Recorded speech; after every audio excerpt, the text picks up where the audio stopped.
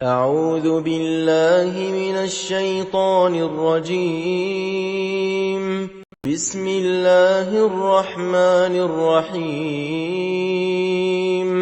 وآمنوا بما أنزلت مصدقا لما معكم ولا تكونوا أول كافر به ولا تشتروا بآياتي ثمنا قليلا وإياي فاتقون۔ ترجمہ: اور اس کتاب پر ایمان لاؤ جو میں نے تمہاری کتابوں کی تصدیق میں نازل فرمائی ہے، اور اس کے ساتھ تم ہی پہلے کافر نہ بنو، اور میری آیتوں کو تھوڑی تھوڑی قیمتوں پر نہ فروخت کرو، اور صرف مجھ ہی سے ڈرو۔ تفسیر: اس آیت کی تفسیر یہ ہے کہ اللہ تعالیٰ بنی اسرائیل کو حکم دیتے ہیں کہ قرآن کریم پر ایمان لاؤ، کیونکہ یہ پہلے والی آسمانی کتابوں کی تصدیق کرتا ہے۔ اللہ تعالیٰ نے انہیں تنبیہ فرمائی کہ حق کو جان لینے کے باوجود اس کا انکار نہ کریں، اور دنیاوی فائدے، مال یا منصب کی خاطر اللہ کی آیت کو نہ چھپائیں اور نہ ان میں تبدیلی کریں۔ آخر میں اللہ تعالیٰ فرماتے ہیں کہ صرف مجھ ہی سے ڈرو۔ سبق: اس آیت سے ہمیں یہ سبق ملتا ہے کہ قرآن کریم پر کامل ایمان رکھنا ضروری ہے۔ حق واضح ہو جائے تو اسے فوراً قبول کرنا چاہیے۔ دین کو دنیاوی فائدے کا ذریعہ نہیں بنانا چاہیے۔ ہر فیصلے میں اللہ تعالیٰ کی رضا کو مقدم رکھنا چاہیے۔ حقیقی خوف صرف اللہ تعالیٰ کا ہونا چاہیے۔ وَلَا تَلْبِسُوا الْحَقَّ بِالْبَاطِلِ وَتَكْتُمُوا الْحَقَّ وَأَنْتُمْ تَعْلَمُونَ۔ ترجمہ: اور حق کو باطل کے ساتھ غلط ملت نہ کرو اور نہ حق کو چھپاؤ، تمہیں تو خود اس کا علم ہے۔ تفسیر: اس آیت کی تفسیر یہ ہے کہ اس آیت میں اللہ تعالیٰ نے اہل کتاب کو تنبیہ فرمائی کہ وہ جان بوجھ کر حق کو باطل کے ساتھ نہ ملائیں اور نہ ہی حق کو چھپائیں۔ وہ نبی کریم صلی اللہ علیہ وسلم کی نبوت کی سچائی کو اپنی کتابوں میں جانتے تھے، لیکن دنیاوی مفادات، حسد اور ضد کی وجہ سے اسے چھپاتے تھے۔ یہ حکم صرف اہل کتاب کے لیے نہیں بلکہ ہر مسلمان کے لیے بھی نصیحت ہے کہ ہمیشہ حق بات کو واضح کریں، سچائی پر قائم رہیں اور کسی فائدے یا خوف کی وجہ سے حق کو نہ چھپائیں۔ سبق: اس آیت سے ہمیں یہ سبق ملتا ہے کہ ہمیشہ سچ بولیں، حق کو نہ چھپائیں اور نہ ہی غلط بات کو صحیح بنا کر پیش کریں۔ ہر کام میں سچائی اور امانت داری اختیار کریں اور اللہ تعالیٰ کی رضا کو مقدم رکھیں۔ وَأَقِيمُوا الصَّلَاةَ وَآتُوا الزَّكَاةَ وَارْكَعُوا مَعَ الرَّاكِعِينَ۔ ترجمہ: اور نمازوں کو قائم کرو اور زکوٰۃ دو اور رکوع کرنے والوں کے ساتھ رکوع کرو۔ تفسیر: اس آیت کی تفسیر یہ ہے کہ اس آیت میں اللہ تعالیٰ نے نماز قائم کرنے، زکوٰۃ ادا کرنے اور مسلمانوں کے ساتھ مل کر عبادت کرنے کا حکم دیا ہے۔ نماز اللہ تعالیٰ سے تعلق مضبوط کرتی ہے، زکوٰۃ مال کو پاک کرتی ہے اور جماعت کے ساتھ عبادت مسلمانوں میں اتحاد اور بھائی چارہ پیدا کرتی ہے۔ سبق: اس آیت سے ہمیں یہ سبق ملتا ہے کہ نماز کی پابندی کریں، زکوٰۃ ادا کریں اور مسلمانوں کے ساتھ مل کر اللہ تعالیٰ کی عبادت کریں۔ یہی اللہ تعالیٰ کی اطاعت اور کامیابی کا راستہ ہے۔ أَتَأْمُرُونَ النَّاسَ بِالْبِرِّ وَتَنْسَوْنَ أَنفُسَكُمْ وَأَنْتُمْ تَتْلُونَ الْكِتَابَ أَفَلَا تَعْقِلُونَ۔ ترجمہ: کیا لوگوں کو بھلائیوں کا حکم کرتے ہو اور خود اپنے آپ کو بھول جاتے ہو؟ باوجود یہ کہ تم کتاب پڑھتے ہو، کیا اتنی بھی تم میں سمجھ نہیں؟ تفسیر: اس آیت کی تفسیر یہ ہے کہ اس آیت میں اللہ تعالیٰ نے ان لوگوں کو تنبیہ فرمائی ہے جو دوسروں کو نیکی کی نصیحت کرتے ہیں لیکن خود اس پر عمل نہیں کرتے۔ ایک مومن کی شان یہ ہے کہ وہ جس نیکی کی دعوت دے پہلے خود بھی اس پر عمل کرے۔ علم کے ساتھ عمل کرنا ہی حقیقی کامیابی ہے۔ سبق: اس آیت سے ہمیں یہ سبق ملتا ہے کہ دوسروں کو نیکی کی نصیحت کرنے کے ساتھ خود بھی اس پر عمل کرنا چاہیے۔ علم کے مطابق زندگی گزارنا اور اپنے اعمال کی اصلاح کرنا ہر مسلمان کی ذمہ داری ہے۔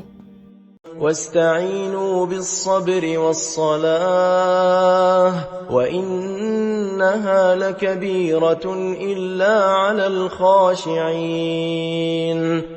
ترجمہ: اور صبر اور نماز کے ساتھ مدد طلب کرو، یہ چیز شاق ہے مگر ڈر رکھنے والوں پر۔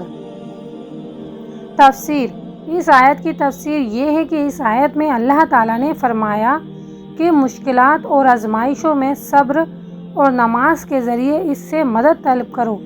نماز بندے کو اللہ تعالیٰ کے قریب کرتی ہے اور صبر انسان کو ثابت قدم رکھتا ہے۔ جو لوگ اللہ تعالیٰ سے ڈرتے اور عاجزی اختیار کرتے ہیں، ان کے لیے نماز بوجھ نہیں بلکہ سکون اور طاقت کا ذریعہ بن جاتی ہے۔ سبق: اس آیت سے ہمیں یہ سبق ملتا ہے ہر مشکل وقت میں صبر کریں، نماز کی پابندی کریں اور اللہ تعالیٰ سے مدد مانگیں۔ اللہ تعالیٰ پر بھروسہ رکھنے والے لوگوں کے لیے نماز سکون اور طاقت کا ذریعہ ہوتی ہے۔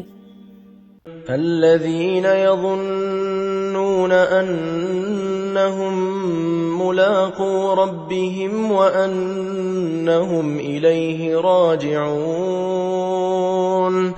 ترجمہ: جو جانتے ہیں کہ بے شک وہ اپنے رب سے ملاقات کرنے والے اور یقیناً اسی کی طرف لوٹ کر جانے والے ہیں۔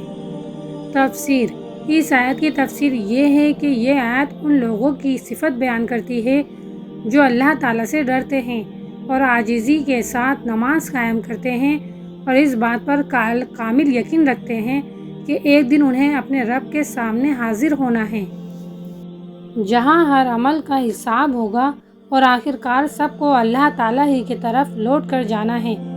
یہی یقین انسان کو نیکی پر قائم رکھتا ہے اور گناہوں سے بچنے کی توفیق دیتا ہے۔ سبق: اس آیت سے ہمیں یہ سبق ملتا ہے ہمیں ہمیشہ یہ یقین رکھنا چاہیے کہ ایک دن اللہ تعالیٰ کے سامنے حاضر ہونا ہے، اس لیے نیک اعمال کرنے، گناہوں سے بچنے اور آخرت کی تیاری کرنی چاہیے۔ يا بني إسرائيل اذكروا نعمتي التي أنعمت عليكم وأني فضلتكم على العالمين۔ ترجمہ: اے اولاد یعقوب، میری اس نعمت کو یاد کرو جو میں نے تم پر انعام کی اور میں نے تمہیں تمام جہانوں پر فضیلت دی۔ اس آیت کی تفسیر یہ ہے کہ اس آیت میں اللہ تعالیٰ نے بنی اسرائیل کو اپنی نعمتیں یاد دلائی ہیں کہ اللہ تعالیٰ نے انہیں بے شمار نعمتیں عطا کی، انبیاء علیہ السلام ان میں بھیجے، کتابیں نازل فرمائیں اور اپنے زمانے میں انہیں بہت سی قوموں پر فضیلت دی۔ مقصد یہ تھا کہ وہ اللہ تعالیٰ کا شکر ادا کریں، اس کی اطاعت کریں اور اس کے احکام پر عمل کریں۔ سبق: اس آیت سے ہمیں یہ سبق ملتا ہے اللہ تعالیٰ کی نعمتوں کو ہمیشہ یاد رکھنا، ان کا شکر ادا کرنا اور اس کی اطاعت کرنا چاہیے، کیونکہ شکر گزار بندوں کو اللہ تعالیٰ مزید نعمتوں سے نوازتا ہے۔ واتقوا يوما لا تجزي نفس عن نفس شيئا ولا يقبل منها شفاعة ولا يؤخذ منها عدل ولا هم ينصرون۔ ترجمہ: اس دن سے ڈرتے رہو جب کوئی کسی کو نفع نہ دے سکے گا اور نہ ہی اس کی بابت کوئی سفارش قبول ہوگی اور نہ کوئی بدلہ اس کے عوض لیا جائے گا اور نہ مدد کی جائے گی۔ تفسیر: اس آیت کی تفسیر یہ ہے کہ اس آیت میں اللہ تعالیٰ قیامت کے دن کی ہولناکی سے ڈرا رہے ہیں۔ اس دن کوئی شخص کسی دوسرے کے کام نہیں آئے گا، نہ کسی کی سفارش اللہ تعالیٰ کی اجازت کے بغیر قبول ہوگی، نہ کوئی فدیہ دے کر عذاب سے بچ سکے گا اور نہ ہی کسی کو کوئی مدد ملے گی۔ اس دن نجات صرف ایمان اور نیک اعمال سے ہوگی۔ سبق: اس آیت سے ہمیں یہ سبق ملتا ہے کہ ہمیں قیامت کے دن کی تیاری کرنی چاہیے، اللہ تعالیٰ کی اطاعت کرنی چاہیے اور نیک اعمال کرنے چاہیے، کیونکہ آخرت میں نجات صرف اللہ تعالیٰ کے فضل، صحیح ایمان اور نیک اعمال سے حاصل ہوگی۔ وَإِذْ نَجَّيْنَاكُمْ مِنْ آلِ فِرْعَوْنَ يَسُومُونَكُمْ سُوءَ الْعَذَابِ يُذَبِّحُونَ أَبْنَاءَكُمْ وَيَسْتَحْيُونَ نِسَاءَكُمْ وَفِي ذَلِكُمْ بَلَاءٌ مِّن رَّبِّكُمْ عَظِيمٌ۔ ترجمہ: اور جب ہم نے تمہیں فرعونیوں سے نجات دی جو تمہیں بدترین عذاب دیتے تھے، جو تمہارے لڑکوں کو مار ڈالتے تھے اور تمہاری لڑکیوں کو چھوڑ دیتے تھے، اس نجات دینے میں تمہارے رب کی بڑی مہربانی تھی۔ تفسیر: اس آیت کی تفسیر یہ ہے کہ اللہ تعالیٰ بنی اسرائیل کو اپنی عظیم نعمت یاد دلا رہے ہیں کہ جب فرعون اور اس کی قوم انہیں سخت ظلم و ستم کا نشانہ بناتے تھے، وہ بنی اسرائیل کے نومولود لڑکوں کو قتل کر دیتے تھے تاکہ ان کی طاقت ختم ہو جائے، جبکہ لڑکیوں کو زندہ چھوڑ دیتے تھے تاکہ انہیں خدمت اور غلامی میں استعمال کریں۔ پھر اللہ تعالیٰ نے اپنے نبی موسیٰ علیہ السلام کے ذریعے بنی اسرائیل کو فرعون کے ظلم سے نجات عطا فرمائی۔ یہ آزادی اللہ کی بہت بڑی رحمت اور آزمائش بھی تھی کہ وہ اس نعمت کی قدر کرتے ہیں یا نہیں۔ سبق: اس آیت سے ہمیں یہ سبق ملتا ہے کہ اللہ تعالیٰ اپنے بندوں پر بے شمار رحمتیں فرماتا ہے اور انہیں ہر قسم کے ظلم و ستم سے نجات دینے پر پوری قدرت رکھتا ہے، اس لیے ہر حال میں اللہ پر بھروسہ رکھنا چاہیے، اس کی نعمتوں کا شکر ادا کرنا چاہیے اور کبھی بھی ظلم کا ساتھ نہیں دینا چاہیے۔ وَإِذْ فَرَقْنَا بِكُمُ الْبَحْرَ فَأَنْجَيْنَاكُمْ وَأَغْرَقْنَا آلَ فِرْعَوْنَ وَأَنْتُمْ تَنْظُرُونَ۔ ترجمہ: اور جب ہم نے تمہارے لیے دریا چیر پھاڑ دیا اور تمہیں اس سے پار کر دیا اور فرعونیوں کو تمہاری نظروں کے سامنے اس میں ڈبو دیا۔ تفسیر: اس آیت کی تفسیر یہ ہے کہ اللہ تعالیٰ بنی اسرائیل کو ایک اور عظیم نعمت یاد دلا رہے ہیں۔ جب موسیٰ علیہ السلام اپنی قوم کے ساتھ نکلے تو فرعون اپنے لشکر سمیت ان کے پیچھے آیا۔ اللہ تعالیٰ نے اپنے حکم سے سمندر کو 2 حصوں میں تقسیم کر دیا، جس سے بنی اسرائیل سلامتی کے ساتھ پار ہو گئے، جبکہ فرعون اور اس کا لشکر اسی سمندر میں ڈوب کر ہلاک ہو گیا۔